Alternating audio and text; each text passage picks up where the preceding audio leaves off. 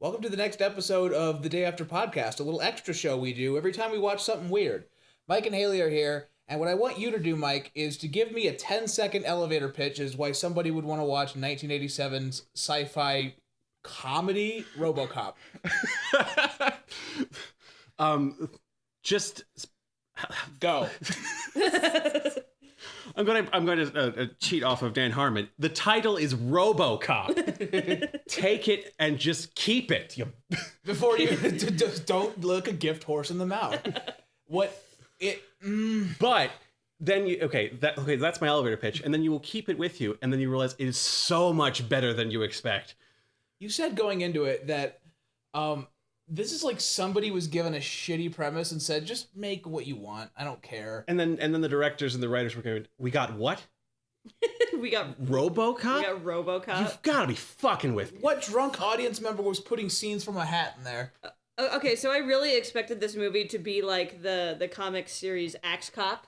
That's a good one, yeah. Where that guy animates, I think it's like his nephews or something. Yeah. Crazy ass story. So a little backstory for us watching it.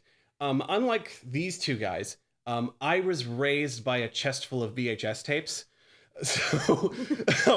So I had plenty of VHS tapes. And my mom just let me watch any R-rated thing. It didn't really matter. So I watched RoboCop when I was 4, 5, and 6. I wore that VHS tape out. I fell asleep to these scenes. All these people shouting and stuff. This was my lullaby. I was getting flashbacks and going, OCP runs the cops. And I was like, oh, this is so good. That's what's wrong with you. My blanket. Coming from the guy that got locked into the room and forced to watch The Nightmare on Elm Street.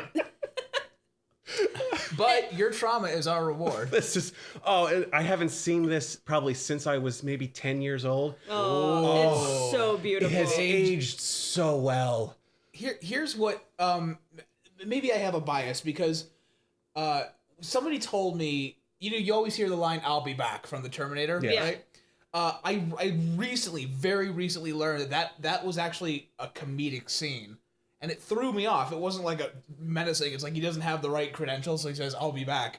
I did not know this was a comedy. And I was equally thrown off. Yeah, it's like a near future kind of dystopia where a corporation has taken control of basically all of the public military, institutions. the military, the scientific, the cops. And it's filled with this like postmodern cynical humor of like the news commentary, commentary on capitalism, and interspersed with these one-liner, really dry jokes from RoboCop, which you're not sure if they're jokes, right? But, yeah. Like it is a comedy, but I was also watching it, and I'm like, I cannot believe you watched this when you were 6. Like, okay, no kidding. Some of the scenes going on, like, holy shit, there's blood, there's tits. Like, the first time you see someone get shot in this, it's devastating. Like, the blood packets that they put in these people's shirts and stuff, it looks like organs are exploding out of their body. Yeah, it looks like they're exploding every time they get hit by a bullet. So, the director, Paul Verhoeven? I think that's his name. It's Verhoeven. It's either Paul or Pete. He had a ton of trouble getting this funded. Shit! Funded or distributed. Is that because it's called RoboCop? Okay, that may have something to do with it. But the people that he gave it to like try to find somebody, I think the writer or something, but when he finally found the guy's match, he's like, this is fucking stupid, threw it away. And like, after school special style, his wife pulled it out of the garbage, read it. Oh, that's what... No, you need to read this again. There's like some fucking political satire in here. Yeah. Oh! Okay, I'm so glad that they didn't like it. Maybe on paper would seem as like ridiculous fluff. Like, what is it, like 10 minutes of these weird satirical newscasts and commercials? Oh wow, that was so weird. Yeah, the fake movie. Can we talk about the fake movie? Like there's this fake television show comedy thing where there's this short guy in glasses and a mustache surrounded by models. He's constantly shoving cake into women's breasts and go, I'd buy that for $1. And every time it came on, like John lost his mind. And everyone is laughing at it, and we're just like, what they didn't know, Johnny, is that reality television was coming. They were prophetic. Why you gotta shit on me like that? But please, that's basically Honey Boo Boo with a mustache. See, That was a loaded sentence. holy shit! So it works so well as a satire because yes, it sucks. Everybody's laughing at it, but you don't have to engage that. You don't have to say there's a shitty in-universe TV show that people laugh at. I liked what John said as we were watching this. Like, in today's world, this would be a Black Mirror sketch, and it would be played extremely differently because, like, oh, what if the cops were owned by a corporation, and what if they tried to create this crazy super cop?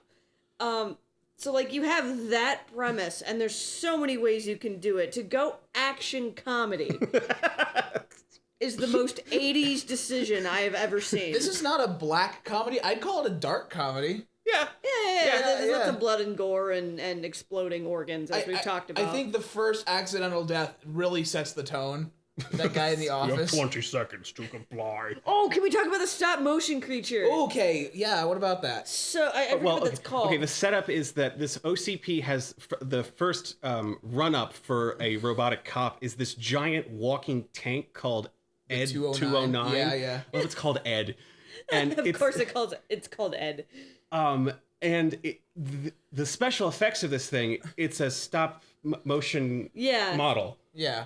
And and so it moves in stop motion while everything else is like projected behind it. Which is like almost like Space Jam levels impressive. You look at it and you go, obviously that's not real, but it's still impressive nonetheless. And it moves janky enough that like you're like offset by it. You're like, oh, this thing is. Ugh. And it has severe design flaws, one of which it kills innocent people, but also it can't walk downstairs. And when it falls, it throws itself into a baby-like tantrum. Oh, I fucking fell over. It's like a I don't know, like a weird like a chimpanzee with a stroke that's going. That was actually one of the very few times where they had an actual model on set, not stop motion, because they just tipped it up down the stairs. Okay. Oh, neat. Yeah. So a lot of that shit was stop motion. While we're talking about the camera shit, there's a lot of like following shots. Not so long that it's like, look at what I can do. Yeah. But like long enough to be kind of like nice and pretty for how crappy Detroit is. Sorry, Lions. Oh yeah, did we explain that concept? So we have old Detroit, and it's getting turned into Delta City. We're making new Detroit, but Yes. we have to get rid of crime before we can go there. Yes. Which is fucking class. No, we have to have a police force, and the ordinary cops aren't doing well. In fact, they're getting slowly killed off. Because Detroit, and we're replacing them with these robotic things, and it's just... There's two pitches into what these robotic things are looking like. One is this tank thing, and the other one is RoboCop. And I think it's because it has a kind of it has a semblance of a conscience because it already has a human brain. It goes, maybe I shouldn't kill that guy who just put down the gun. Yeah. But and then OCP, the second division, who has the running up model, is waiting for some cop to get the shit blasted out of him. Yeah. And it just so happens our main character, Murphy, goes on a stupid suicide mission with his partner. Like, should we wait for backup or should we go against 6 guys with shotguns? hang on, let me put some more gum in here. Holy Put shit. some more gum in That it. is Everybody's chewing gum. That in is a this movie. hilariously bad scene. Yes, but it's kind of but nonetheless, it's filled with this weird humor. Like, when one of the cops gets behind someone and says, "Put your hands up," he turns around and says, "Can I zip this thing up?" And he's waiting for the Lois to look at his dick. Yeah. And then she looks, and then she punches her in the face. He punches her in the face. Yeah, and she gets sent down. And then this traumatic, horrible scene ends with a firing squad where our main character gets torn apart by shotgun shells. Yeah. Just limbs are flying everywhere, and he's just kind of on his knees screaming and crying, and like Haley's looking at me thinking, well, what are you thinking? Yeah, well, I'm looking at this thing. You watched this when you were 6. Fell asleep to it like a baby. Oh my god. And they're one of the main antagonists in this movie is the same actor who plays the dad on That 70s Show. Yeah. He terrifies the fuck out of me. Yeah, he's a really, really solid actor. Like, definitely something I'd never picture him in. Like, oh, did I shoot your hand off? Oh, I shot your hand Somebody off. needs to give him a toothpick after all the scenery he was chewing. Oh, it was so good. The tiny little details, just having to deal with someone and it's just like, I'm gonna stick my fingers in your wine glass. You still gonna drink it? That's right, bitch. Yeah, like every scene he's in is like I keep waiting. I never knew when this movie was gonna end. Like I never knew when it was gonna break open and reveal the big climax. And so this guy like has several interactions with like the main bad guy Dick Jones and everything, and I was kind of always surprised and delighted to see him on screen, but I'm just like, oh my god, like you got your face smashed up in a Coke factory and you're still alive. Oh, God. He really just doesn't give a fuck, and like I need to let recency bias wear off because that's one of my he's up there with Dr. Vasilier from The Princess and the Frog about the coolest villains I think I've ever seen. Yeah. Yes. Oh yes. And.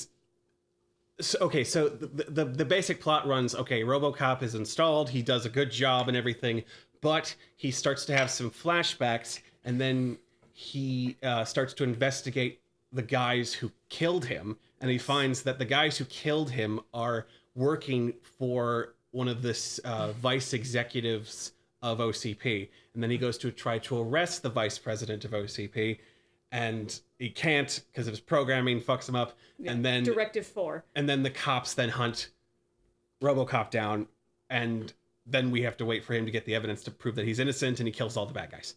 That's the basic plot. Yeah, Yep. and like after the SWAT team is chasing him down with many assault rifles. Oh my! I was like, oh, okay, RoboCop's gonna die, and we get we get this weird message about the impermanence of life. No, the movie keeps going. And okay, who is the actor who plays RoboCop? Is it Peter Welker? Peter Welker does such a good performance. Like, I know intellectually he's a man walking in 50 pounds of plastic. Yeah. That must have been so uncomfortable. But he's so good at seeming robotic and every head turn, like He did so good, yeah. Yeah. Well, one thing I noticed about his performance, whenever he turns a corner, his head turns and then his body. It's so... And I kept waiting for him to fuck it up because I was like, oh, I'm watching for that. No, every time he does that. Every single time, it's so good. But not only is he fantastic at conveying this mechanistic movement.